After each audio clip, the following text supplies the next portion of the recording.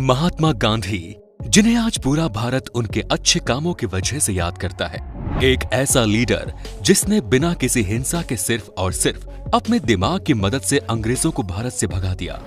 जहां एक और अहिंसा का पाठ पढ़ाने वाले गांधी जैसे महान इंसान ने हमारे देश में जन्म लिया, वहीं दूसरी ओर नाथूराम गोडसे जैसे गांधी के हत्यारे ने भी हमारे देश में जन्म लिया। भले ही इतिहास में नाथूराम गोडसे को एक बहुत ही सनकी आदमी बताया जाता हो, पर सच्चाई तो यह है कि आज हमारा देश महात्मा गांधी और नाथूराम गोडसे के बीच बटा हुआ है। जहां कुछ लोग नाथूराम गोडसे को हत्यारा मानते हैं, तो वहीं कुछ लोग ये भी मानते हैं कि नाथूराम गोडसे ने महात्मा गांधी को मारकर अच्छा किया। पर क्या सच में नाथूराम गोडसे ने महात्मा गांधी को मारकर अच्छा किया था? और ऐसी क्या मजबूरी आ गई कि गोडसे को अपने आदर्श गांधी जी को ही मारना पड़ा? यही सब समझने की कोशिश करेंगे हम आज के इस वीडियो में, तो बने रहिए हमारे साथ इस वीडियो के अंत तक। 30 जनवरी 1948 शाम के करीब 5 बजे महात्मा गांधी जब संध्या पूजन के बाद बाहर आ रहे थे, तभी भीड़ से होते हुए नाथूराम गोडसे गांधी जी के पास पहुंचा और उसने गांधी जी को नमन किया और उनका रास्ता रोक लिया। ये सब देखकर गांधी जी की बेटी मनु ने गोडसे को साइड हटने के लिए कहा, पर फिर भी नाथूराम गोडसे यहाँ से नहीं हटा और उसने गांधी जी को धक्का दे दिया। जिसके बाद कोई कुछ समझ पाता उससे पहले ही नाथूराम गोडसे ने अपने पास छुपा रखी एक पिस्टल को निकाला और गांधी जी के सीने पर लगातार 3 गोलियां दाग दी, जिससे गांधी जी लहूलुहान हो गए। पर गांधी जी को गोली मारने के बाद भी नाथूराम गोडसे वहां से नहीं भागा और वो वहीं पर निडर होकर खड़ा रहा। गांधी जी को इस तरह से लहूलुहान देखकर उनके समर्थक बुरी तरह से भड़क चुके थे और उन्होंने तुरंत ही नाथूराम गोडसे को पकड़ लिया और उसे पीटना शुरू कर दिया। एक और गांधी जी लहूलुहान पड़े थे, वहीं दूसरी ओर उनके समर्थक उनके ही विचारों की हत्या कर रहे थे और अहिंसा के रास्ते पर उतर चुके थे। काफी देर तक भीड़ नाथूराम गोडसे को पीटती रही, जिसके बाद पुलिस ने बड़ी मुश्किल से नाथूराम गोडसे को भीड़ से छुड़ाया और गिरफ्तार कर लिया। जिसके बाद ये खबर मीडिया और अखबारों में तेजी से फैल गई कि गोडसे ने गांधी जी की हत्या कर दी। पर दोस्तों, हम आपको बता दें कि गोडसे का ये गांधी जी को मारने का पहला प्रयास नहीं था, बल्कि इससे 10 दिन पहले यानी कि 20 जनवरी 1947 को भी गोडसे ने गांधी जी को मारने का प्रयास किया। दरअसल 20 जनवरी 1947 को जब गांधी जी एक सभा को संबोधित कर रहे थे, तब नाथूराम और उनके साथियों ने इस सभा में अचानक एक ग्रेनेड फेंक दिया, जिससे यहाँ पर हलचल मच गई और सभी लोग इधर उधर भागने लगे। और यही नाथूराम गोडसे और उसके साथियों का प्लान था। उन्होंने सोचा था कि जब भीड़ गांधी जी से अलग हो जाएगी तो वो दूसरा ग्रेनेड गांधी जी पर ही फेंक देंगे, जिससे उनकी मौत हो जाएगी। मगर दूसरा ग्रेनेड फेंकने से पहले ही नाथूराम गोडसे के एक साथी दिगंबर बाडगे ने ग्रेनेड फेंकने से मना कर दिया और वो काफी डर गया, जिसकी वजह से नाथूराम गोडसे और उसके साथियों को यहाँ से भागना पड़ा। यहाँ पर नाथूराम गोडसे का एक साथी मदन लाल नहीं भागा, जिसके बाद पुलिस ने उसे गिरफ्तार कर लिया और इस हमले में शामिल नाथूराम गोडसे और उसके सभी साथियों को ढूंढने की कोशिश शुरू कर दी। वहीं दूसरी ओर अब नाथूराम गोडसे और उसके सभी साथी अलग अलग हो चुके थे। मशहूर लेखक अशोक कुमार पांडे अपनी किताब उसने गांधी को क्यों मारा में बताते हैं कि इसके बाद नाथूराम गोडसे ने अपने एक साथी के साथ दिल्ली से कानपुर के लिए ट्रेन पकड़ ली थी। मगर इस ट्रेन में बैठने के बाद नाथूराम गोडसे को काफी पछतावा हो रहा था और इसी ट्रेन में बैठकर उसने ये प्रण लिया कि अगली बार वो गांधी जी को खुद अपने हाथों से मारेगा और किसी पर भी निर्भर नहीं रहेगा। और इसके 10 दिनों के बाद ही नाथूराम गोडसे ने गांधी जी को खुलेआम गोलियों से भून दिया। पर आपको जानकर हैरानी होगी कि गोडसे खुद कभी गांधी जी का बहुत बड़ा प्रशंसक था और वो गांधी जी को अपना आदर्श मानता था।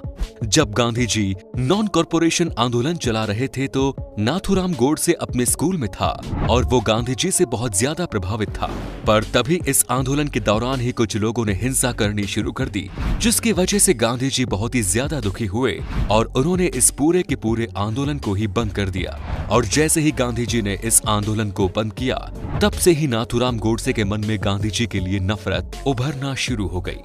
जब गोडसे को गिरफ्तार किया गया तो कोर्ट में पेश होते ही उससे पूछा गया कि आखिर उसने महात्मा गांधी को क्यों मारा, तो इसके जवाब में उसने कहा था कि गांधी जी को मारने के उसके पास कई वजह थी। गोडसे के अनुसार गांधी जी ने हमेशा ही देश के हिंदुओं के साथ नाइंसाफी की थी और वो हमेशा ही मुस्लिमों के हितों में ही फैसले लेते थे। यहाँ तक कि नाथूराम गोडसे गांधी जी को भारत के बंटवारे का कारण भी मानता था। उसके अनुसार गांधी जी की वजह से ही भारत के 2 टुकड़े हुए। गांधी जी के अनशन पर गोडसे ने कहा कि उन्होंने हिंदुओं से अपनी बात मनवाने के लिए ये हथकंडा अपनाया था, क्योंकि अगर मुस्लिम लीग के सामने वो ये सब करते तो मुस्लिम लीग उन्हें सफा मना कर देती और इसीलिए गांधी जी ने अनशन किया। यहाँ तक कि गोडसे के अनुसार गांधी जी एक तानाशाह थे जो अपनी मर्जी के हिसाब से भारत को चला रहे थे। वो अपनी मर्जी से किसी भी आंदोलन को बंद और शुरू कर देते थे। आगे गोडसे ने कहा कि मुझे गांधी जी को मारने का कोई भी पछतावा नहीं है और मैं अभी भी यही मानता हूँ कि मैंने गांधी जी को मारकर सही किया, क्योंकि वो इसी लायक थे। उन्होंने हमेशा ही भारत के हित में फैसले नहीं लिए बल्कि पाकिस्तान को ज्यादा अहमियत दी। कोर्ट में गोडसे ने कहा कि मैंने गांधी जी को मारकर कोई गलत काम नहीं किया, बल्कि गांधी जी को मारकर मैंने देश पर एक बहुत बड़ा उपकार किया है। और आज जो लोग गोडसे को एक देशभक्त के रूप में मानते हैं, वो सभी लोग इन सभी विचारधाराओं पर ही विश्वास करते हैं और आए दिन वो लोग गोडसे के विचारधारा पर चर्चा करते हैं और इन्हें फैलाने की कोशिश करते हैं।